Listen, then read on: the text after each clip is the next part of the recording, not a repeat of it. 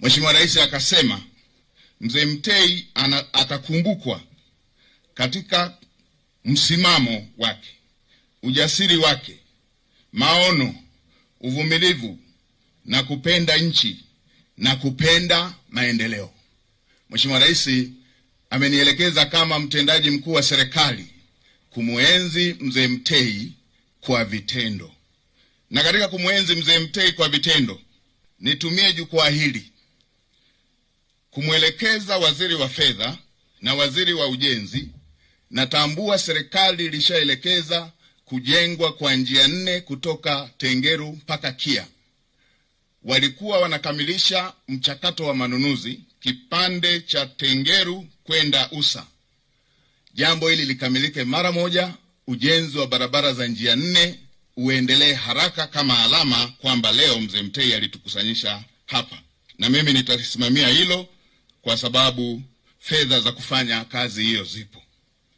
Lakini la pili, kwa maeneo korofi ambayo tumeona wananchi wanapata shida mle njiani na matuta ya udongo na madaraja yale, mkataba ulisema ujenzi ukamilike Februari 20.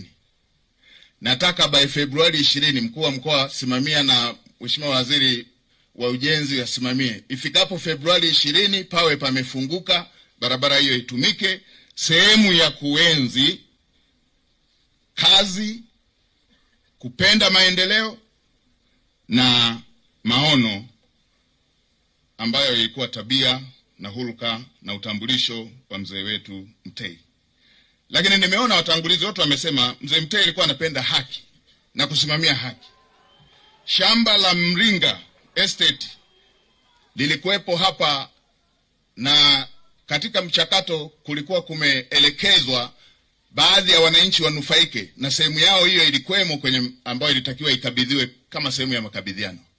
Niliambiwa wanunuzi Bajuta Estate na bodi ilipokaa, kuna sehemu walibadilisha na wakaingia kwenye mzozo.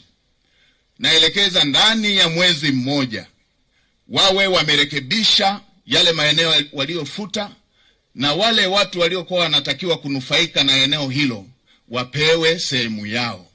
Mkuu wa mkoa pamoja na watu wetu wa ardhi, kamishna wa ardhi anayehusika, wasimamie ndani ya mwezi mmoja wawe wameshakamilisha, na wawakabidhi wahusika ambao wanastahili kupata kipande kile kama mkataba ulivyokuwa unaonesha. Na la mwisho, Mzee Mtei alikuwa anapenda maendeleo. Tuna maeneo mengi katika majiji ikiwepo jiji la Arusha. Tuna maeneo ya kufanyia biashara ndogo ndogo, wa machinga na watu wengine. Kila mtu ameweka kamwavuli kake, wengine magunia.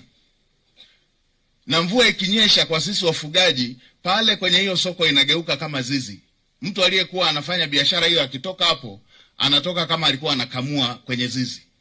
Sasa nielekeze mkuu wa mkoa, meya, rasi na wakurugenzi wote, yabainini maeneo yote yanayofanywa biashara.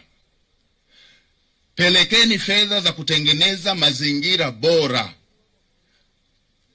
ya kufanyia biashara, yakiwepo mapaa pamoja na nguzo imara pamoja na sakafu zake, na kote kuliko na majiji kufanyike hivyo.